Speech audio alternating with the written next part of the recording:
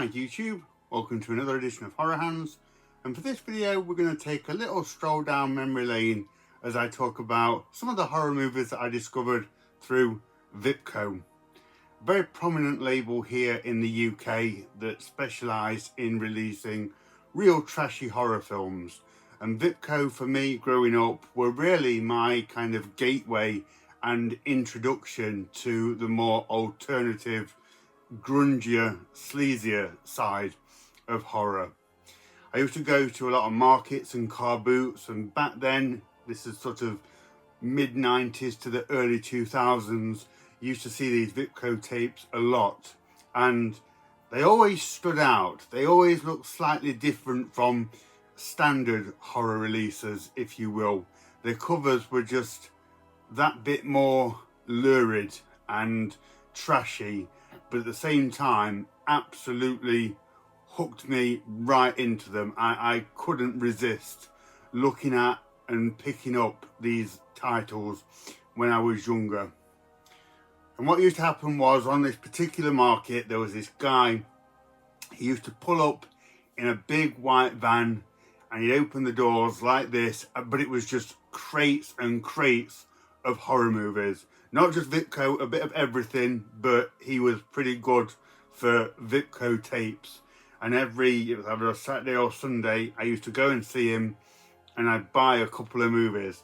I think at the time they were about £6 or £7 each, which for me back then was a huge sum of money. I could just about afford 2 a week. So I used to go and just scan the covers for ages and buy 1 or 2 each time, and that was my introduction to, as I say, the more kind of alternative, scuzzier side of horror. And that was kind of like my realization back then that my taste in cinema was probably a bit different, because my friends in school would all be rushing to see like the latest Matrix movie or the latest Mission Impossible movie, which are great films, but I just noticed I wasn't getting excited about those movies like I was for Mountain of the Cannibal God or Emmanuel in Prison, that kind of thing. So I kind of learned that I had a bit of an alternative taste in horror and cinema, largely due to Vipco. So I used to pick these movies up each weekend with my pocket money. I think maybe the first one, definitely one of the earliest ones that I bought, was The Deadly Spawn on VHS. I know this because there is no way I would have been able to resist a cover like that. I was straight on the Deadly Spawn because of its promise of B-movie creature feature craziness. And indeed, as a lot of you will know, it is one of my favourite movies of all time. So I would have got The Deadly Spawn and had my mind blown by how awesome this incredible yet crappy creature feature was, and that was it. Like, I was into this stuff and I wanted to get more of it. So yeah, The Deadly Spawn was definitely one of the first of the Vipco pickups that I got. Another one of the really early ones that I got was The Slime, aka Slime City.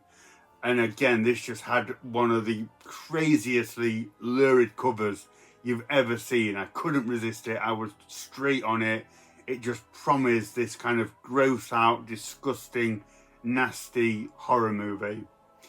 And I got to say, at the time, I didn't quite like The Slime. I think it was a bit of a kind of a too much of a culture shock, because it's so scuzzy and low budget. It was a bit too far down the barrel for me at that time. Now I love the movie. I think The Slime City is a great movie with some fantastic melting effects, and I actually really like it for its cheapness and just unashamed low budget filmmaking. But at the time I was a little bit like, what the hell is this? But fortunately The Slime did grow on me. But credit to Vipco, that slime cover artwork was so eye-catching and so different from what I'd kind of seen around at the time. One of the next early ones I picked up was Eaten Alive, the Umberto Lenzi cannibal movie. Had no idea what it was at the time. It just had this quite intense cover with the guy grabbing the woman, and I I just picked it up, and that was probably my first introduction to the Italian cannibal genre. And again, a little bit like the slime, it was somewhat of a culture shock. I'd never seen anything like that before, and I think wasn't quite sure if I liked it or not, but I definitely remember watching this and thinking this is very, very different from anything that I've seen. And a bit later on I discovered the Italian cannibal genre a bit more, but yeah, Eaten Alive was absolute like head turner in terms of just seeing something new and crazy and gory like never before. Another one that I vividly remember picking up is the Mutilator. This is the best picture I can get of that particular video that I picked up, but I remember immediately being drawn to that cover with the Mutilator holding his axe up with the sun going down behind him.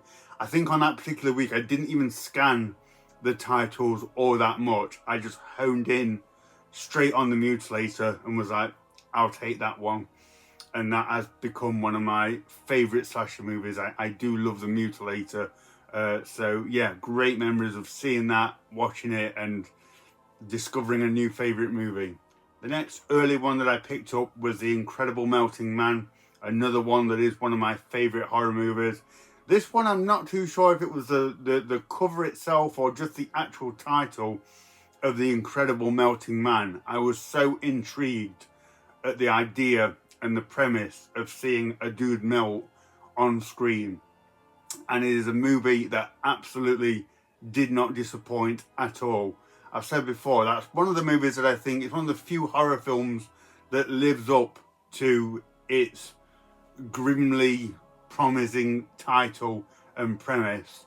And yeah, loved every minute of The Incredible Melting Man. Even back then, as I would have discovered later, it was a cut version. We didn't get as much of the gooey gore that I have now on Blu-ray, so that was a joy to find that out when I upgraded. But yeah, the original video, man, that got some watch time when I was a kid, because I just love that movie and still do. Now, one of the titles that I used to see quite a lot actually, but never purposely picked up, was the Nostril Picker.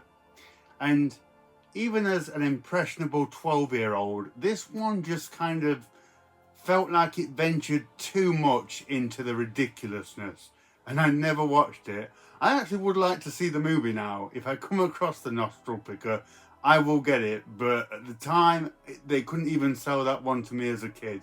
So if you have seen that one, out of interest, let me know what it's like. I remember seeing the cover for Cannibal Holocaust, and at the time finding that one really intimidating. That had some like bold claims like banned in so many countries, and you'll never be the same after watching this, and the most violent movie ever made, that kind of thing. So yeah, it did take me a while to muster up the courage to watch Cannibal Holocaust, but loved it when I finally got around to it. And a lot of the Vipco movies, they always had the trailer for Cannibal Holocaust, which at the time looked like beyond terrifying. That was real next level stuff. And I remember being quite uncomfortable with the gory suggestiveness of that one, with the haunting music from Riz Ortolani. It always unsettled me. That was another movie that took me a long time to muster up the courage to watch. But yeah, that used to play a lot before watching the actual movie that you'd bought. And another movie, the trailer was, I think it was on just about every Vipco VHS that I ever bought, was Psychic Killer. That trailer used to play on every single one. I saw that trailer so many times when I was young, but I never actually watched the movie. I don't think I ever came across it all that much when I was a kid. So I saw that trailer over and over again for years and years while I was growing up. And then finally I picked up the Blu-ray when Vinegar Syndrome put this out, and this was a really fun novelty to get, because I'd seen this trailer so many times that it was almost like watching a film from my childhood which I'd not actually watched, and it's a great movie actually. I can definitely recommend Psychic Killer.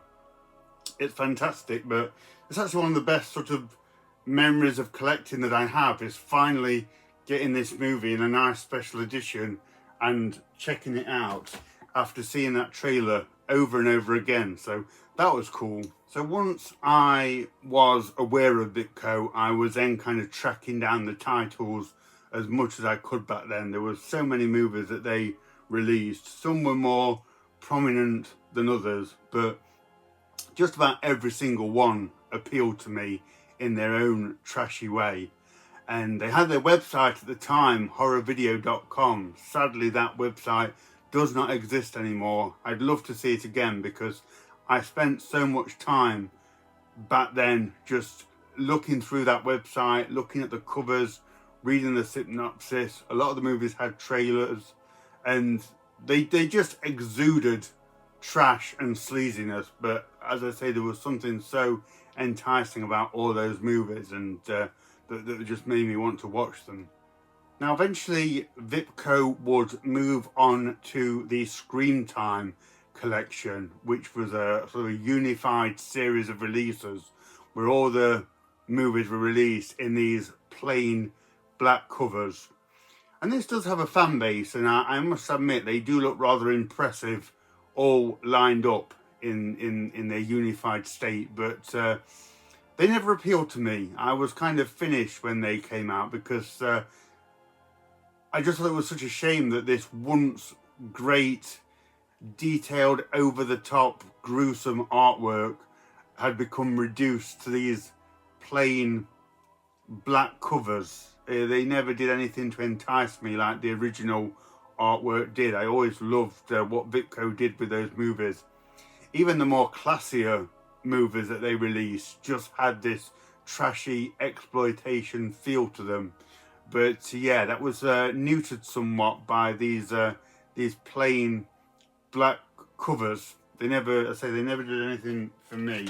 Alas, I only actually own one, which is the Mutilator, and yeah, I don't particularly care for this release. I'd rather get it on Blu-ray, or probably wait for 4K of this, which I'm sure will inevitably happen at some point. But yeah, it just they just didn't feel the same as the original artwork releases did. So yeah, I do know there's some people that collect these, and I can totally see why. But for me, the Scream Time collection kind of signified Vipco's last kind of hurrah into releasing, and I just felt that the creativity had gone a little bit in that respect. So Vipco did stop trading, I think, in about the early 2000s, which is a real shame.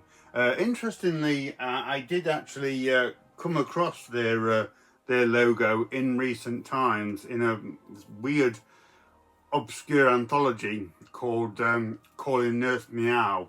And what attracted me to this was actually, if you can see, it has the Vipco logo. Now, I can't find much information on this movie. It's a real low-budget film, filmed in Matlock, actually, which is not too far from me.